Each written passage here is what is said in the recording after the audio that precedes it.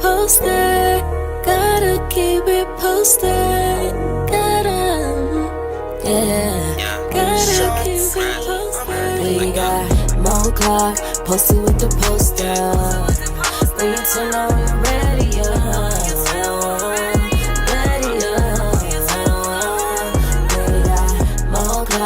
posted with the poster. When you turn on your radio,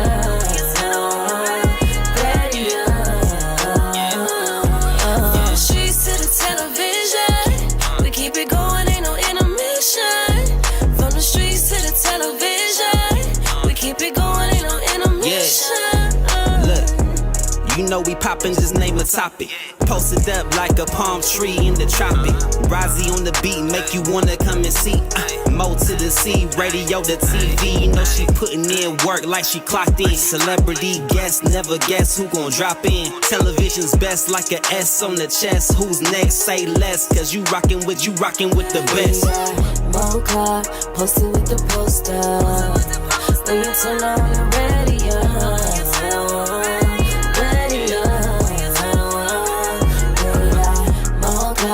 posted with the poster. When you turn on your radio,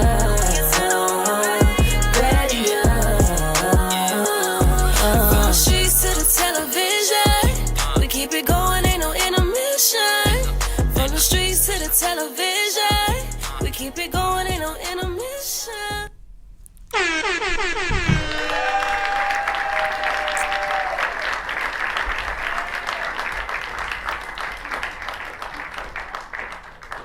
I don't know why them people outside talking about my theme song, because that is like my hype music and it get my mood right. Like, it get me where I need to be.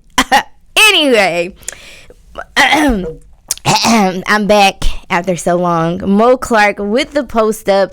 Tonight I have a special edition for Upscale Magazine. I am checking in with Isaac Keys. Get it right. Isaac Keys. Everybody in the background say it. Ain't nobody here, just me. Isaac, what's good? Welcome. Hey, what's good? Thank you for having me. I appreciate it. Yeah, the intro, you know, you came in hot. I see what you're talking about. You know, my homeboy was hyping me up, you know? So let's get into it. I got to tell you, you know, you went from the field to film, and that is like, everybody can't do that. Everybody can't switch from the career and do all the acting. You know, me personally, I played a thug on TV as well. I couldn't get my gun out my purse, so the director just never wrote me back in. But, you know, I'm working on it, okay? Yeah. So let's find out, what was that transition like for you? Like, what was your mental like? Well, let's just say I had trouble getting the guns out every once in a while, too. It happens to the best of us. I think if we were too good at it, then they'd kind of looking at us a little, okay, you know, you're not acting. But, yeah, I think, you know, the mental state is really just, I mean, the baseline is that I just always wanted more. I just always wanted more for myself, honestly. Mm-hmm. You know, I just always want to try to be the best self I could be, the best person Isaac could be, in a sense. And so that just kind of, I say that like that was easy, but it wasn't. Like, it was always, everything we talked about from the football, that had a story of its own just to get to that level to play in the NFL. But everything leading up to it, from high school being played out of position, to walking on to 2 different colleges, to still being played in a different position, and then transition into another position when I get a chance to go to the NFL, which that was a whole, you know, story of its own too, which took me, you know, I got drafted, got picked up as a free agent a month after the draft. So I always like to try to tell the stories and things leading up to it, because I think it's just important that people see the work and see the struggle, the trials and tribulations, the obstacles that I had to overcome to even get to where I'm at. So the mentality aspect is just always wanting more. That kind of was my driving factor. I love that. You know, a lot of people, they see what they think is the aftermath, you know, because everybody doesn't post their struggling or their whatever on social media, and they just see the aftermath and they think that people got to a certain level overnight. It happens for some people, but for the rest of us, you know, you still need to the have struggle is real, you know? Yeah. The process is real, and the process is where the learning takes place. So I believe, you know, I'm glad I had my process, you know, of just going through life be life, and it's a journey. Yeah, and your story is simply amazing. We call it the $50 rebuild, right? Because you've spoken so openly about. I believe you started over with just $50 in your pocket after the 2008 housing crash.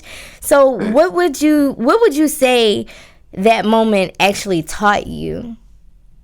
What I like to say is like, I know Dwayne the Rock Johnson always talk about the $7 he had his pocket, so I think I was doing a little bit better than him at this time. But it's funny how that's taken on a story of its own, because it was me just speaking about just where I was at that time. And it's frustrating because I think about it like, dang, reliving it, because you feel it's a sense of feeling ashamed. I'm right now, if you look at the on paper, it says Isaac Keys NFL, player at the time. But at the same time, as I started to kind of like the phone started ringing for football, I was trying to figure out my next steps. And I ended up, situations with real estate, situation with an agent who, did me wrong on some money. And, all these stories you've heard before. So I never wanted to be in the title or the list of these cliche stories of hearing how professional athletes go broke. And I tried to prepare myself for that in so many ways not to be that case. And then all of a sudden, it was it fell into that lap. Now I never had millions of dollars. Never, it's not like I wasn't that player. I was a player that was on the grind, the guy that was coming up, trying to make the team, making the team, finding his way, trying to find his position in the team. So, it was always just I still was doing right, but it's just some things, just life, like the obstacles, you try to make decisions for the better, investments. It wasn't like I was just out here just tricking off. It was like I was trying to make investments, but one thing we know about investments, they don't always, they always come to fruition. So Mm-hmm. sometimes you may have to take that loss, and taking those losses put me in a situation where $50 was in my account at one point. I get it. I understand. And I thank you for your story and your transparency because Sure. what would life be like now had you hid that? Not only for you, but for your, people around that are Hmm. ashamed, people living well above their means. Sure. They're pretending to be. We talk about that a lot. We know a lot of liars. I mean, this Yeah. ATL, this is the home of the scammers. But hey, Yeah. Yeah. I feel like this time, I just felt like that I was kind of, I guess what made it feel better about it is that I felt like the things that I went through were used to help somebody else not go through it. Like absolutely. if I could help somebody not go, everybody has their own journey. But if you Mm-hmm. could just remember something I might have said and then click and then you like, okay, and make a better decision, then I'm inspired by that because it was so long I did hide it. But then Mm-hmm. I knew hiding it and not tapping into that vulnerability and letting it out that was doing nothing but just making it worse for me. Absolutely. So most professional athletes, they kind of struggle to find out what their purpose is after their NFL career is over. NBA players, we see this a lot. What was that journey like for you finding your purpose or feeling like you're walking into your purpose now? It was like walking through hell. Walking, look, and I'm glad you said that because I speak upon that a lot. I've had, even far as like, having really good female friends, but dating a professional athlete after I retired, I was like, he's not going to be able to focus back on the relationship for at least 3 years after he stopped playing. Mm. Because, and I say this because the passion, the sacrifice, the ego, everything that we are built up in, we have built this up for so many years to play this sport. Mm-hmm. And we play this sport and we try to do right by that sport. And when that sport all of a sudden leaves us, a lot of times we haven't had a chance to prepare for something else, and what our life looks like. But the other thing is that passion, trying to find that same passion, that same hunger, this feeling that you've had in the game, trying to Mm-hmm. find that in everyday life, as I call civilian life, it's hard to find. And when you can't find it, you feel unfulfilled, you feel inadequate, and you go through life kind of that way, and it kind of affects your relationships around yourself because you don't feel like you're your full person, and you feel like you had it, but now all of a sudden you just hold another person, you're trying to find your new identity.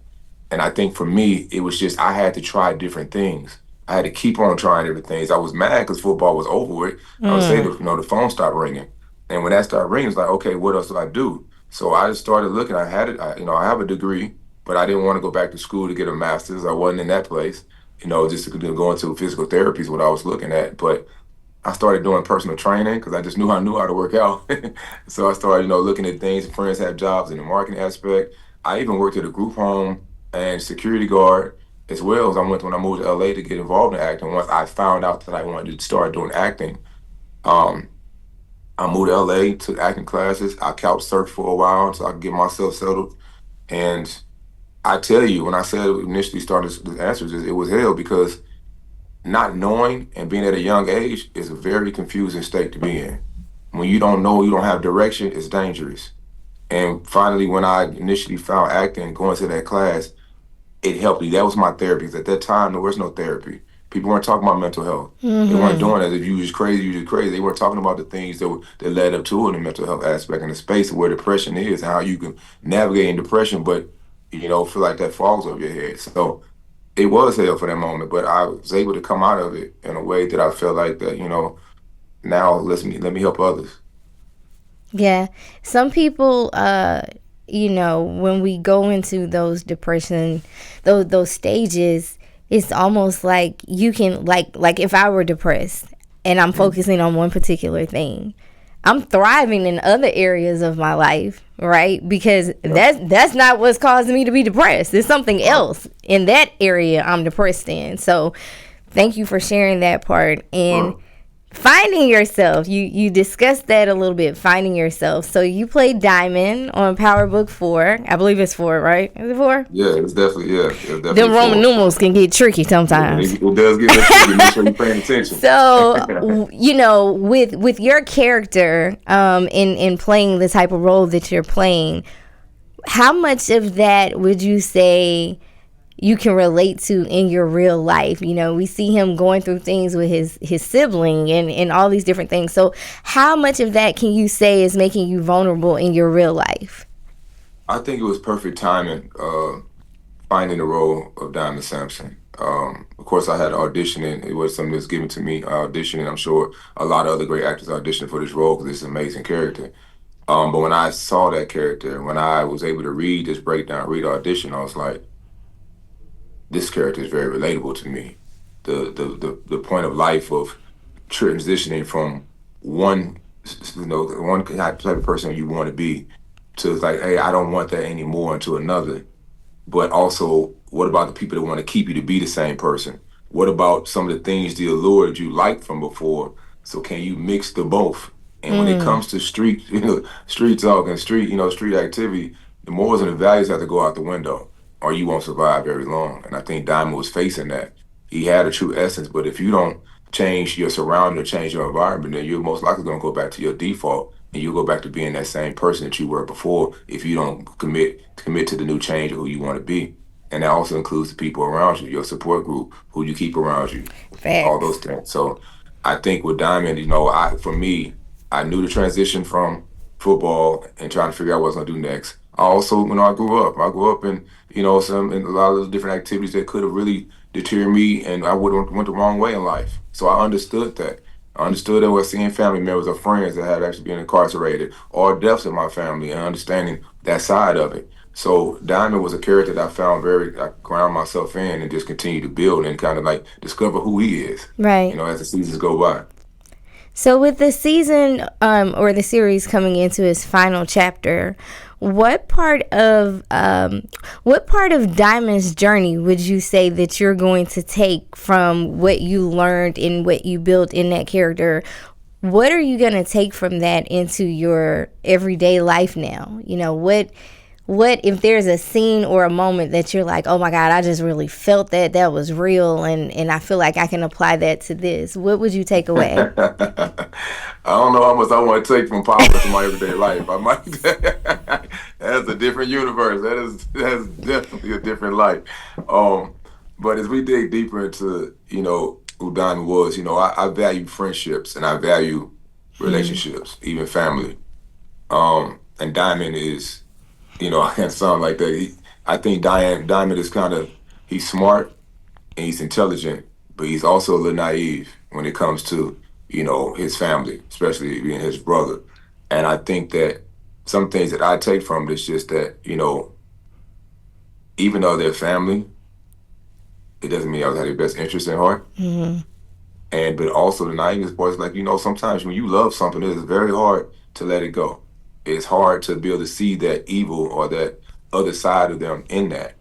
And I think with Diamond, and especially in Power, it's like Den of Thieves. It's always a question of loyalty. It's always a question of who's got your back, who doesn't, and alliances. And I think I had some things that I do not want to take away from Power. It's more or less my life, I think, more than anything. There's some deep scenes where, I think between definitely Diamond, Tommy, where we really get into some depthness of where a lot of this comes from hurt. A lot of this comes from pain, internal pain, which in everyday life most people have. And the thing about it, sometimes we react upon it. And when we react off emotions, bad things sometimes can happen. And it's a lot of that going on in Power. There's a lot of that going on in life. Exactly. And Period. That's why I think it's so synonymous. Right. So your book is titled, which is so crazy, your book is titled The Grind Don't Stop, It Just Changes. The reason why it's crazy, because my friends and I, we have conversations about dating in your 40s, and we're always talking about the game doesn't change, from when we dated in our 20s to dating in our 40s and all this different stuff. So that's a powerful title in itself. So what actually inspired that phrase for you and that title? It's crazy. And I spoke upon this in one of the greatest shows ever on TV was The Wire. And Love that show. For me. And there was a scene where the guy said, the game don't stop, it just changes. And not knowing it then, but I was just thinking about it, that stayed with me. That stayed with me all the time. Because I'm always trying to figure out things, and so like figuring out what my next step is, or where I was doing in football, or what's the next career choice. But it changed. Like what had happened was that the grind started implementing itself into it instead of the game. It's like the grind don't start to change because every day it's like people say, oh, it's the grind. Some people get up and do the same routine for 30-some years, like my father did for work. Some people had the same, go to the same job. And it's like that grind can. Depending on how you let it do, it can mold you, and it actually can mold you to the type of person you want to be if you listen to it or you express to it. So over these years, when I say the grind style is changing, it's like you have to learn how to play this game. Like you talk about dating, like that's not gonna change. That's gonna be that. If you don't understand it, then you're just gonna keep getting beat up over the head with it, and every time. And I feel like with life, when you start learning that, okay, going through this instance over here is preparing me for something else, then it's like, okay, it's nurturing, it's molding me into the person I need to be for the next thing. But when you start dwelling on it, you start to like try to fight against it so many times, then it's like it can really go have a reverse effect on you. So I just feel like it resonates in so many different ways. Like you said with dating, it resonates with life, school. It resonates from not just from me, but also the middle-aged white lady in Indiana. To whoever, that the grind on stop, it just changes from any aspect of your life. Okay, so basically, tell my friends that we need to treat dating like the NFL. Got it. That's basically what I just heard. No, just kidding. I date the guys in the NFL. Just I got it. I made a note. I'm calling the girls as soon as we done. So, Hollywood Hustle versus the NFL. Which would you say challenged your mental more? The NFL. The NFL. Why NFL would you say that? Because that was something that I've been doing since I was football was something I was playing since the age of 7. Mm-hmm. And because I wanted it, so I didn't always think I was gonna make it to the NFL. And this conversation still follows me. I've been out the league for 18 years. It feels like so, but it follows me because it's a conversational piece, and it's also the highest level of that sport. But my time playing football was always like, okay, I want this. Like to finally get to the NFL. And, I talk about this all in the book because I wanted to break it all the way down to people who can clearly understand that this was not easy and why I'm so grateful for it. But I think it's just that when going to the NFL, it was just like, or football, it was just like, it was always mental because also the physical, part of it. So this ain't just about, you learning this. It's like, okay, now you got to go out there and you pretty much in a fight on the field, between the lines and between the whistles. Mm-hmm. Every day. You put your body through so much tumultuous activity, but it's something you love, so you always find a way. But it teaches you how to deal with adversity. It teaches you more about your body. You're more in tune with who you are. But mentally, trying to keep up with that over years is very, is exhausting, and that it can take a toll on you. So can kids, but That's Yes, we not can. that's not why we're here. Teenagers and young adults will definitely drive you I totally insane. agree. I totally agree with that. Insane. So, writing your next chapter, you have conquered the screen, you have conquered the field. What is next for you? Well, I would never say I conquered the screen. I know that part of the field, that phase of my life is over with, or being actually on the field, and playing. But, I think what was important is that, me for therapy for me was to be able to lay it all out in this book. And I think that's what I'm excited about, really. And nervous because I'm getting ready to take a deep dive into my vulnerability of my life, expressing so many different things I